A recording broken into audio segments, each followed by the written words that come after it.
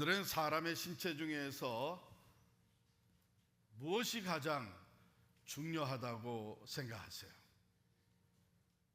아마 다양한 대답을 들을 수 있겠지만 가장 중요하게 생각하는 것이 먼저는 우리 heart, 심장, 그리고 머리, 이렇게 답이 요약될 것 같습니다.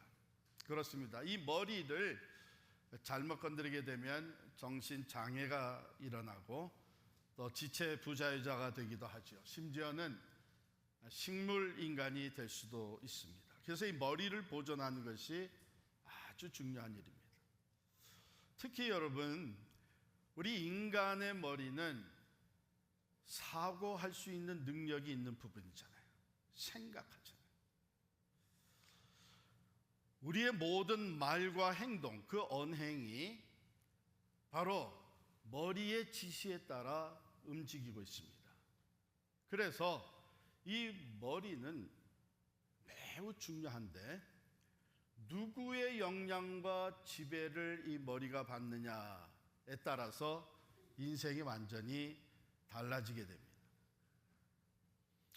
그렇기 때문에 여러분, 영적 싸움을 할 때 사탄 마귀는 어떻게 해서든지 이 머리를 공격해서, 즉 우리의 생각에 부정적이고 악한 생각을 심으려고 하는 거예요. 오늘 말씀에 나오는 구원의 투구는 바로 우리의 이 머리, 그 생각과 마음을 보호하는 하나님의 전신갑주의 부분이 됩니다. 어쩌면 영적 싸움, 우리의 모든 영적 싸움에서 가장 먼저 공격이 들어오는 것이 어디냐 하면 우리의 생각이죠. 우리의 생각입니다. 사탄은 끊임없이 우리의 마음에 의심과 불안을 심어 넣으려고 합니다.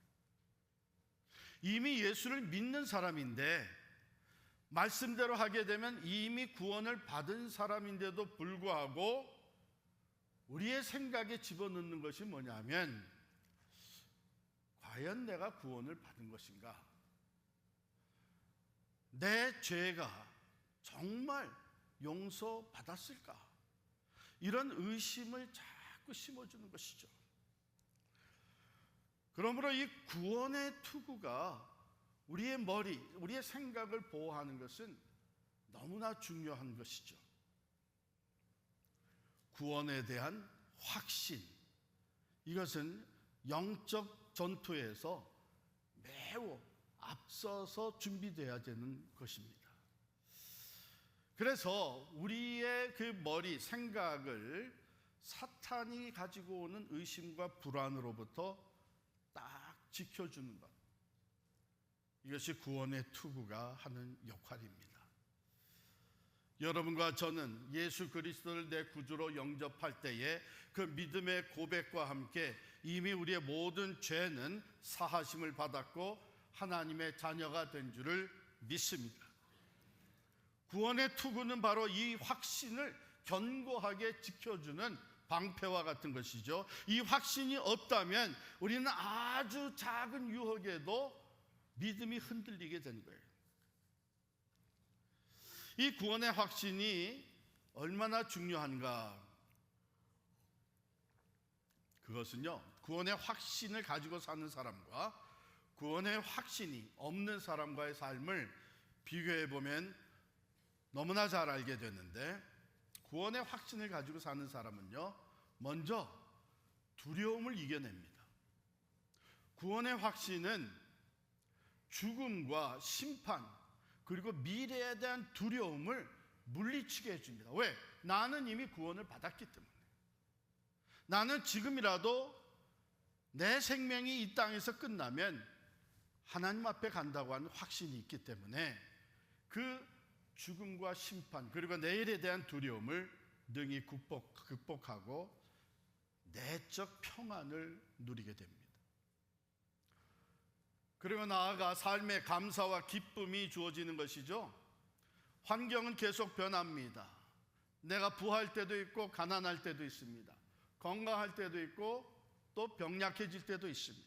내가 하는 일이 성공할 수도 있고 실패할 수도 있습니다. 우리는 이 변화무쌍한 인생을 살아가는데, 그럼에도 불구하고 구원의 확신이 있는 사람들은 이 환경이나 다른 사람이나 이 세상이 뺏어가지 못하는 감사와 기쁨이 내면에서부터 솟아나는 거예요. 그게 뭡니까?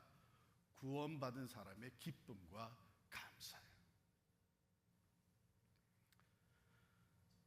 한 걸음 더 나아가서 구원의 확신 있는 사람들은요, 하나님의 말씀을 깨달아 알게 됐을 때, 이게 하나님의 뜻이다, 하나님이 원하시는 것이다 했을 때에 적극적으로 순종하게 됩니다. 왜? 이미 구원받은 사람으로서 하나님의 자녀가 되었고 하나님이 나와 함께 하신다고 하는 이 믿음의 확신은요, 순종하는 발걸음을 내드릴 때에 내가 아니라 하나님이 나의 순종을 통해서 역사하시는 것을 믿기 때문입니다. 그렇기 때문에 이 구원의 확신을 가진 사람들은 다 모든 면에서 담대하게 말씀을 따라 순종하며 살아갈 뿐만 아니라 가장 두드러지게 나타나는 것은 바로 영혼 구원의 열정이에요. 내가 구원받은 이 은혜가 너무나 크고 그 기쁨과 감격이 내 안에 살아 움직이기 때문에 이 복음을 다른 사람에게도 전하겠다고 하는 이 열정이 있습니다. 그런데 구원의 확신이 없는 사람들은 어떠냐? 불안과 초조함 가운데 살아가죠. 내 구원이 불확실한 거예요.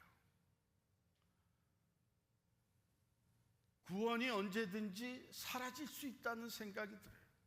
혹시 내가 모르는 가운데 지은 죄가 있어서 그 죄를 회개하지 못하고 살아갈 수 있는데, 그렇다면 나는 온전히 회개하지 못한 사람으로서 구원받지 못하는 거 아닌가?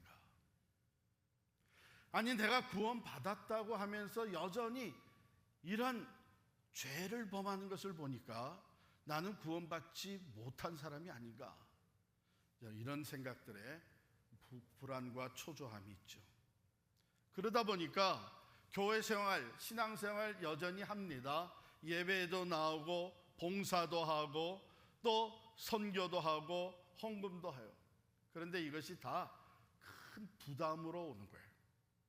구원의 확신이 있는 사람들은 그 기쁨과 감사로 이것들을 감당을 하는데, 이게 구원의 확신이 없이 불안하고 초조한 가운데에 내가 이것도 해야 되나 저것도 해야 되나 이것도 해야 되나 이거 하다가 혹시 온전하지 못한 봉사와 예배가 된다면 이런 큰 부담감이, 자유함이 없어요, 신앙생활에. 그러므로 이것이 종교 생활이 되고 종교 생활에서 내가 하는 모든 일들이 짐과 부담이 되는 겁니다.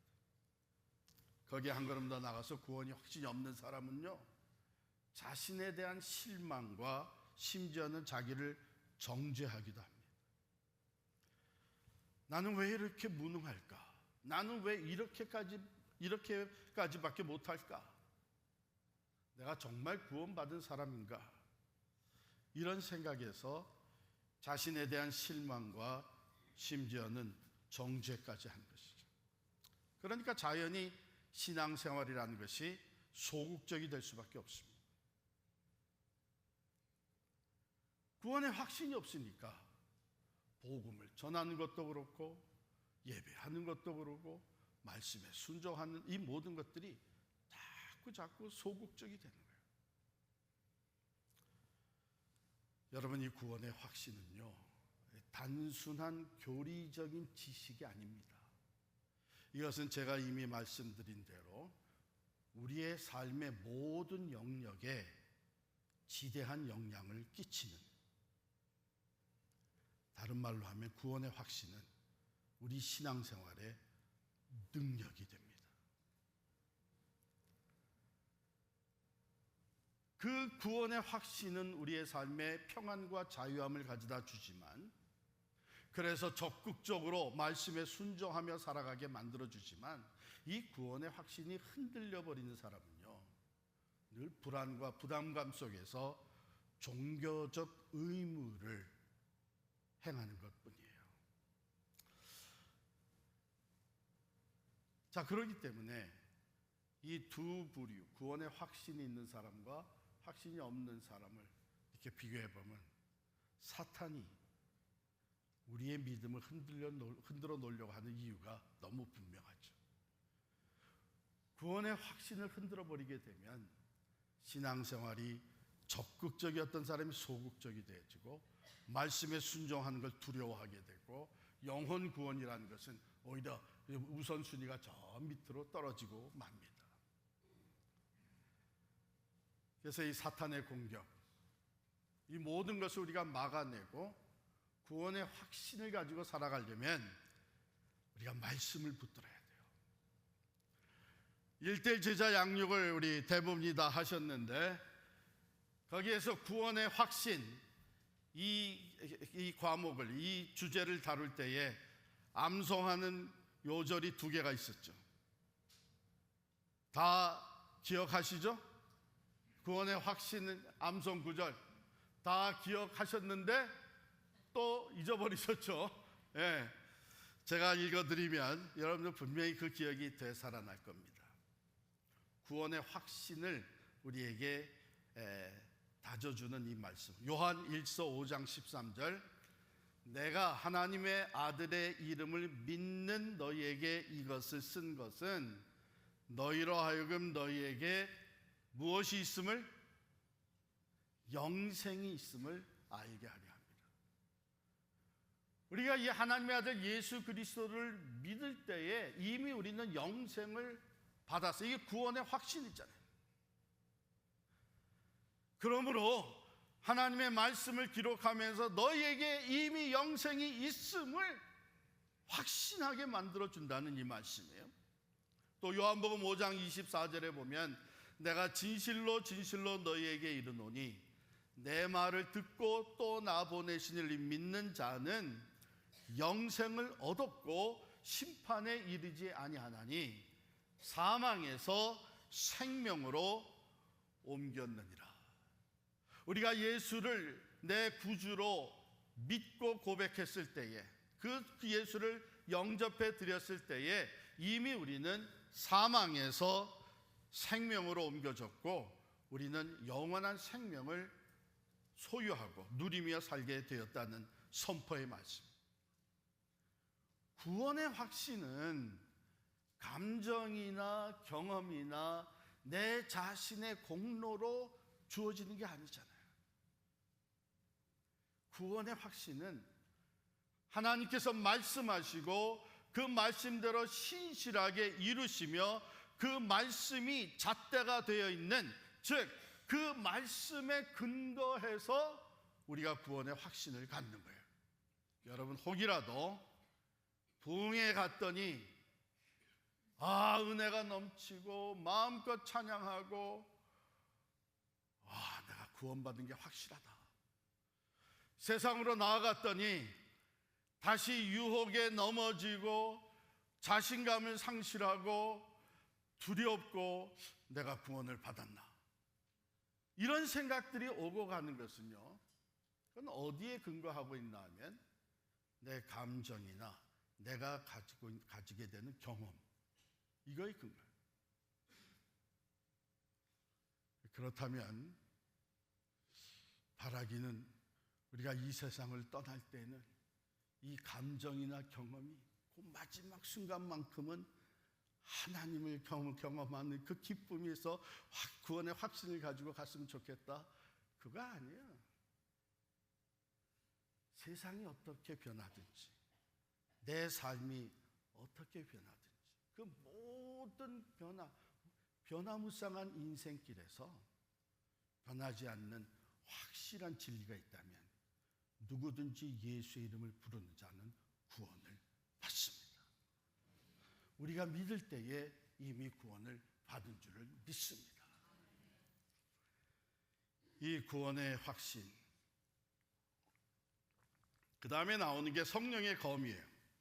너무나 잘 알죠. 하나님의 전신갑주에서 다른 모든 것들은 그 방어를 위한 것인데, 디펜스용인데, 이 하나님의 말씀, 성경 말씀은 공격 무기다. 그래서 검이다. 이런 건 잘 알아요. 그런데 우리가 한번 생각해 볼 필요가 있어요. 왜 하나님의 말씀을 성령의 검이라고 했나? 여러분 잘 들으시길 바랍니다.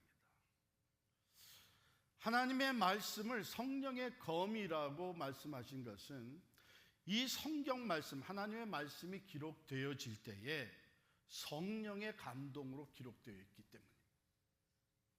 뿐만 아니라 하나님의 말씀을 가지고 사탄 마귀의 이 모든 우리의 생각을 침투해 들어오고 있는 거짓된 계략을 막아내고 이기는 능력이 우리에게서 나오는 것이 아니라 성령으로부터 나옵니다. 우리가 믿을 때에 구원을 받고 우리 안에 성령의 인치심을 받았습니다. 성령이 우리의 삶에 들어와서 내재해 계세요. 그러면 이 유혹과 시험이 우리의 구원의 확신을 흔들려 놓으려고 하는 이 마귀의 계략이 들어올 때에 그것을 막아낼 수 있도록 도우는 능력이 어디서부터냐 하면 그 성령으로부터 나오는 거예요. 그 성령은 우리로 하여금 분별력을 갖게 하시고 진리를 깨닫게 하시고 그 진리를 믿게 하시죠. 그래서 우리가 성경 공부를 시작할 때에 성령 하나님, 오늘 말씀을 이해하고 깨닫게 해주십시오. 하나님의 말씀을 깨달은 후에 뭐라고 또 우리가 기도를 합니까? 이 말씀이 내 삶의 믿음으로 자리 잡게 해주세요. 그 다음에 뭐예요?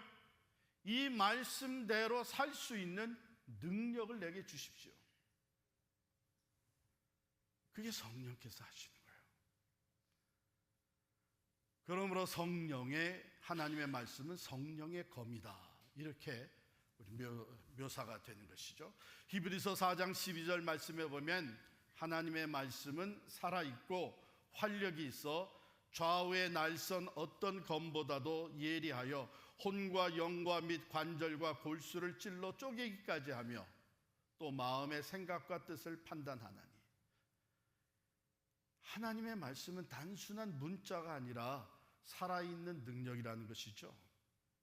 우리의 내면, 가장 깊은 내면까지도 다 꿰뚫어보고 파헤치고 그것을 새롭게 만드는 능력이 바로 성령의 검, 말씀의 능력이라는 겁니다. 또 이사야 55장 1절에 보면 내 입에서 나가는 말도 이와 같이 헛되이 내게로 돌아오지 아니하고 나의 뜻을 이루며 내가 보낸 일에 형통함이니라. 하나님의 말씀, 그 말씀은 그 말씀을 하신 하나님이 신실하시고 전능하시기 때문에 그 말씀대로 이루어진다고 하는 그 말씀의 능력을 묘사합니다. 로마서 1장 16절 참 중요하죠. 내가 복음을 부끄러워하지 아니하노니 이 복음은 모든 믿는 자에게 구원을 주시는 하나님의 능력이 됨이라. 죄로 죽었던 영혼을 다시 살리는 구원해 주시는 능력이 바로 이 복음의 말씀에 있다는 것이죠. 먼저는 유대인에게요, 그리고 헬라인에게로다. 이 복음이 유대인에게 먼저 선포되어지면서 퍼져나가 모든 이방인들도 복음의 말씀을 듣고 그 능력으로 구원을 얻게 된 것입니다. 그러니까 복음, 곧 예수 그리스도에 대한 말씀은 모든 사람을 구원하는 하나님의 능력 그 자체인 것을 믿으시기를 바랍니다. 예레미야서 23장 29절에 보면 여호와의 말씀이니라 내 말이 불 같지 아니하냐 바위를 쳐서 부스러뜨리는 방망이 같지 아니하냐. 모든 불순물을 태워버리는 그 단단한 우상을 파괴하는 바로 그 파괴적인 힘과 능력이 하나님의 말씀이 있다는 거예요. 그래서 이것은 검의 역할을 하는 거예요. 공격하는 거예요. 생각을 막아낼 뿐만 아니라 사탄 마귀의 괴계를 파하고 전진하게 만드는 무기가 됩니다. 근데 여러분, 이걸 잘 생각해야 되는데, 제가 성령의 검이다 이렇게 말씀드렸어요. 제가 지난 주간에 이제 어느 목사님 설교를 들으면서 얻은 건데 아주 재밌는 얘기를 하시더라고요. 목사는 뭐 재밌는 거 들으면 교인들에게 들려주고 싶은 거예요. 도둑 셋이 한 집을 딱 정해놓고 새벽 3시에 완전히 그 집을 털기로 계획을 쫙 짜놓은 거예요. 이제 3시가 가까워서, 새벽 3시가 가까이 와서 모였습니다. 그런데 셋 중에 하나가 하는 말이, 나는 자신이 없어. 두려워. 이걸 정말 해낼 수 있을까? 그랬더니 그 옆에 다른 도둑이 하는 말이, 마음을 강하게 먹어야 돼. 긍정적인 생각을 해야 된다고. 우리 셋이 같이 하면 얼마든지 해낼 수 있어. 그랬더니 나머지 도둑이 하는 말이, 맞아. 예수도 믿는 자에게 능치 못함이 없다고 말씀하셨습니다.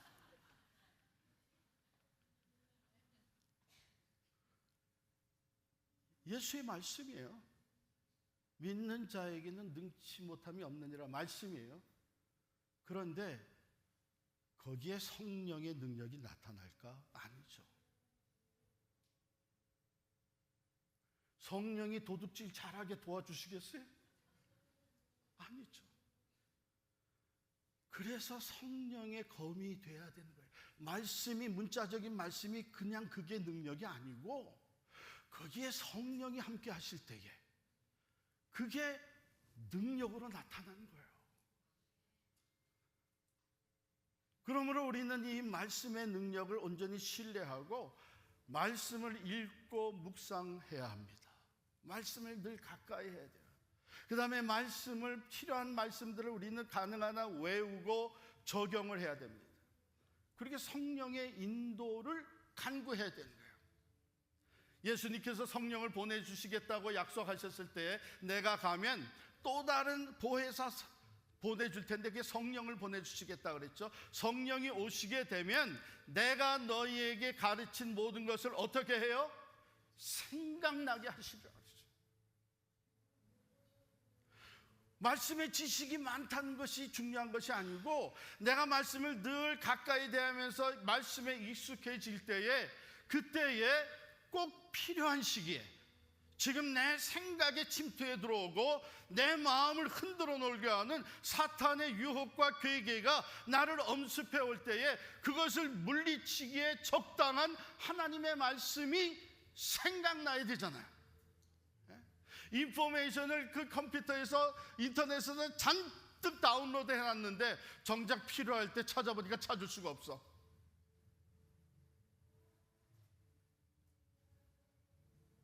우리가 말씀을 평상시에 가까이 배우고 익혔던 말씀들이 생각나게 하죠. 그래서 그 말씀을 가지고 대적하는 거예요. 물리치는 거예요. 그때에 그게 말씀의 능력으로 나타나는 줄을 믿습니다. 아니, 말씀을 알고 공부하고 알아야 생각날 것도 있지요. 전혀 말씀을 가까이 안 하다가 성령께서 생각나게 해주신, 그거 아니에요. 평상시에 우리가 말씀을 잘 배우고 말씀을 가까이 하는 그 영적 전쟁에서 성령께서 생각나게 하신 그 말씀을 딱 앞세우고 물리치고, 예수님께서 그 사탄의 유혹과 시험을 물리치신 대표적인 예가 되시잖아요. 이와 같이 성령의 검, 하나님의 말씀을 적을 무찌르는 유일한 공격 무기가 됩니다. 보세요. 만약에 이게 없다면, 적을 무찌를 수 있는 말씀의 무기를, 성령의 검을 내가 가지지 못했다면, 그럼 우리 영적 싸움은 어떤 상황이 펼쳐지겠어요? 항상 방어만 하죠. 항상 방어하면서 쫓겨다니는 것이 됩니다. 그런 성령적 전쟁을 이겨낼 수가 없는 거예요. 그러나 다른 모든 유혹과 시험, 그 모든 불화사를 막아내면서 평화의 신 복음을 가지고 앞으로 전진해 나아가려면 이 말씀의 검, 성령의 검이 우리에게 있어야 됩니다. 할렐루야. 이것을 주신 하나님께 감사를 드립니다. 이 성령의 검 말씀으로 사탄 마귀의 모든 계계를 물리치고 전진하며 하나님의 승리를 선포하고 하나님의 나라를 세워갈 수 있게 해주신 하나님께 감사와 영광을 올려드립니다. 그러므로 우리는 구원의 투구와 성령의 검 하나님의 말씀으로 무장을 해야 합니다. 성경에 보면 바로 그러한 예가 많이 나와요. 이 구원의 확신을 가지고 하나님을 의지하고 나아갔던 사람들의 승리. 구약 성경에 보면 대표적으로 다윗이, 어린 소년 다윗이 골리앗과 싸우게 됩니다. 다 같은 하나님의 백성이었어요. 다 같은 하나님의 백성 중에 사울 왕도 있었고 이스라엘의 군대가 있었어요. 그런데 이들은 다 구원의 확신, 하나님이 함께 하신다고 하는, 하나님이 우리의 승리라고 하는 확신이 흔들려 버렸어요. 왜 흔들렸어요? 거대한 자이언트 골리앗을 보고 그 골리앗이 항호를 벌릴 때에 마음이 다 흔들린 거예요. 하나님은 안 보이고 골리앗만 보이는 거예요. 다 부들부들 떨면서 나가서 싸우려고 하는 사람이 한 사람도 없어요. 그때 다윗이 나갑니다. 하나님의 백성들을 모욕하는 자는 살아계신 하나님을 모욕하는 것이다. 그 하나님이 나의 하나님, 우리의 하나님 되신다. 그는 우리의 구원이요, 그는 우리의 승리라고 하는 이 구원의 확신을 가지고 나갑니다. 뭐라고 외쳐요? 너는 칼과 창과 단창을 가지고 내게 나오지만 나는 만군의 여호와의 이름, 곧 내가 모욕하는 이스라엘 군대의 하나님의 이름으로 내게 나아가노라. 오늘 여호와께서 너를 내 손에 넘기시리니 내가 너를 쳐서 내 머리를 베고 블레셋 군대의 시체를 오늘 공중에 세워 땅의 들짐승에게 주어 온 땅으로 이스라엘의 하나님이 계신 줄을 알게 하기니라. 이게 구원의 확신을 가진 사람들의 모습이에요. 여지없이 골리앗은 넘어졌어요. 하나님의 능력이 나타났어요. 택한 백성을 포기하지 아니하시는 하나님의 신실하신 말씀대로 승리가 이스라엘에게 주어진 거예요. 사도 바울은 복음을 전하면서 얼마나 많은 어려움을 당했습니다. 수많은 고난과 역경, 말할 수 없이 많은 매를 맞고 갇히기도 하고 감옥에 갇히기도 하고 굶주려 죽을 위기도 하고 배가 파손돼서 죽을 뻔했던 적 여러 번 있었어요. 또한 감옥에 갇혀 그가 로마의 감옥에 갇혀서 빌립보 성도들에게 편지를 쓰면서 뭐라고 얘기를 합니까? 빌립보서 4장 13절에 보면 내게 능력 주시는 자 안에서 내가 모든 것을 할 수 있느니라. 할렐루야. 구원의 확신이 있기 때문에 그래요. 말씀대로 이루시는 것을 믿기 때문에 그래요. 위대한 사도, 하나님의 나라를 위하여 승리의 계가를 부르며 하나님의 역사를 감당했던 이 바울입니다. 사랑하는 성도 여러분, 오늘 우리 예배를 마치게 되면 우리 삶의 현장으로 돌아갑니다. 어쩌면 큰 위기 상황, 어려움, 우리의 지혜와 능력으로 해결할 수 없는 문제들도 있고 여지없이 우리를 공격해오는 사탄, 우리의 생각과 마음에 두려움과 불안함과 낙심을 심어주려고 합니다. 담대하게 나가시길 바랍니다. 구원받은 백성 하나님이 함께 하십니다. 하나님이 주신 말씀, 사탄 마귀를 물리치고 승리하게 되는 능력의 검이 되는 줄을 믿습니다. 이제 우리 다 일어나셔서 찬양하겠습니다.